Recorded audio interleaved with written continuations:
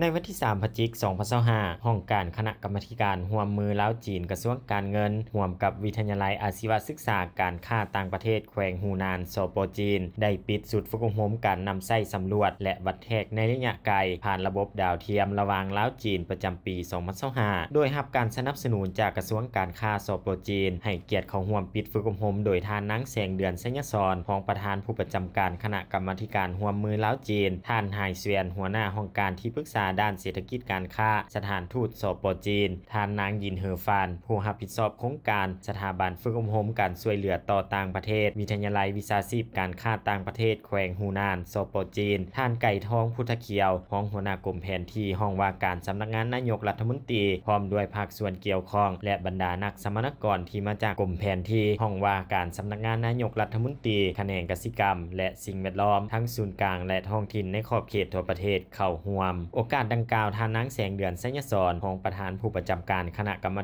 การร่วมมือลาวจีนได้กล่าวว่าการฝึกอบรมในครั้งนี้แม้นลงลึกทางด้านเทคนิคที่มีลักษณะวิชาการสูงซึ่งได้รับเกียรติจากวิทยากรที่มีความเชี่ยวชาญเฉพาะด้านระดับแถวหน้าของสปจีนมาแบ่งปันประสบการณ์และถ่ายทอดความรู้ให้แก่นักสัมมนากรลาวสำหรับนักสัมมนากรลาวที่เข้าร่วมก็สามารถเว้าได้ว่าแม่นผู้ที่มีระดับเทคนิควิชาเฉพาะในระดับที่แน่นอนผ่านการฝึกอบรมตลอดระยะเวลา20วันบรรดานักสัมมนากรสามารถนำเอาบทเรียนเทคนิควิชาการและความรู้ที่เก็บเกี่ยวไปหมุนใช้เข้าในการปฏิบัติเวียกงานตัวจริงอยู่ในขงเขตแขนงการที่ตนรับผิดชอบอย่างมีประสิทธิผลสูงสุดนอกนั้นนักสัมมนากรนักวิทยากรและคณะรับผิดชอบจะมีความประทับใจและความทรงจำที่ดีตลอดระยะเวลาที่อยู่ร่วมกันในระยะฝึกอบรมก็คือระยะเวลาที่ปฏิบัติหน้าที่อยู่ลาวในต่อหน้าถ้าหากมีโอกาสก็อยากเสนอให้มีการจัดฝึกอบรมด้านนี้ตื่มอีกอยู่ภายในประเทศจีนเพื่อสร้างเงื่อนไขให้นักสัมมนากรลาวมีโอกาสได้ไปเรียนรู้และเห็นผลงานการพัฒนาทางด้านเทคนิควิชาการตัวจริงอยู่สป